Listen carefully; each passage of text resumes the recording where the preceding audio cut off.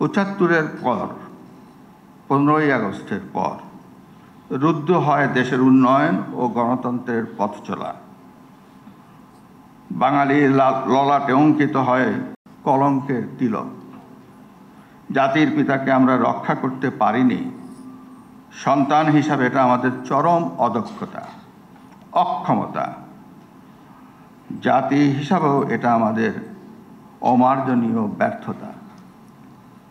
প্রিয় সুধী, স্বাধীনতা বিরোধী চক্র ক্ষমতায় এসেই মুক্তিযুদ্ধ ও স্বাধীনতার চেতনা বিনষ্ট করতে এবং বঙ্গবন্ধুর নীতি ও আদর্শকে মুছে দিতে ধারাবাহিক চক্রান্তে মেতে ওঠে।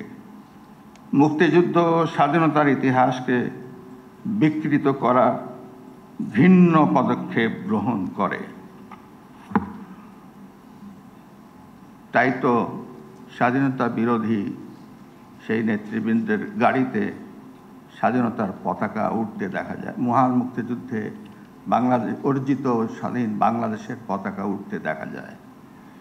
এর চাইতে বেশি আমাদেরকে মুক্তিযোদ্ধাদেরকে হেয় প্রতিপন্ন করা আরও কিছু থাকে? যে দেশে যারা দেশ চায়নি, তারা দেশ শাসন করে, আর আমরা বেঁচে আছি এখনো। এরকম অবস্থায় তাদের নিশ্চিহ্ন করতে যে প্রয়াস আমাদের নেওয়া দরকার, সেই প্রয়াস আমাদের নিতে হবে এই কারণে যে আজকে রাস্তায় স্লোগান ওঠে ৭৫-এর হাতিয়ার জেগে উঠুক আরেকবার। তখন কি আপনি চুপ করে থাকতে পারবেন? যারা এত বছর পর, 52-53 বছর পর স্বাধীনতার অর্ধ শতাব্দী পের হয়ে গেছে, এখন রাস্তায় দাপিয়ে বেড়ায় এই স্লোগান দিয়ে যে ৭৫-এর হাতিয়ার গর্জে উঠুক আরেকবার, সেখানে কি আমাদের জীবন শঙ্কা আছে?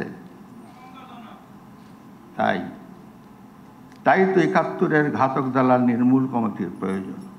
স্বাধীনতার 53 বছর পরেও ঘাতক দালাল চক্র মুক্তিযুদ্ধ ও স্বাধীনতার চেতনা সহ আমাদের সাফল্যকে ম্লান করে দিতে বিরামহীন অপচেষ্টা চালিয়ে যাচ্ছে। সুযোগ পেলেই বিষধর সাপের মতো ছবল মারতে চায়।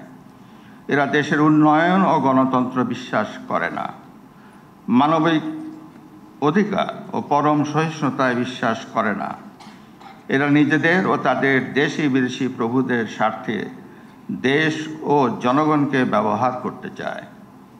দেশের স্বাধীনতা আর সার্বভৌমত্ব অক্ষুণ্ণ রেখে উন্নয়ন ও অগ্রগতির অব্যাহত রাখতে এবং সর্বস্তরের স্বাধীনতা ও মুক্তিযুদ্ধের চেতনাকে ছড়িয়ে দিতে ৭১-এর পরাজিত শক্তি ঘাতক দালালদের বিরুদ্ধে সর্বাত্মক প্রতিরোধ আমাদের গড়ে তুলতে হবে।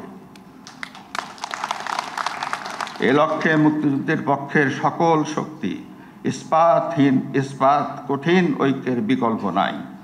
ব্যক্তি ও গোষ্ঠীর স্বার্থকে উপেক্ষা করে দেশ ও জনগণের স্বার্থে কাজ করতে হবে। বর্তমান ও ভবিষ্যৎ প্রজন্ম যাতে স্বাধীনতা ও মুক্তিযুদ্ধের চেতনায় সমৃদ্ধ হয়ে ওঠে, বেড়ে উঠতে পারে, সে লক্ষ্যে সামাজিক আন্দোলন গড়ে তুলতে হবে।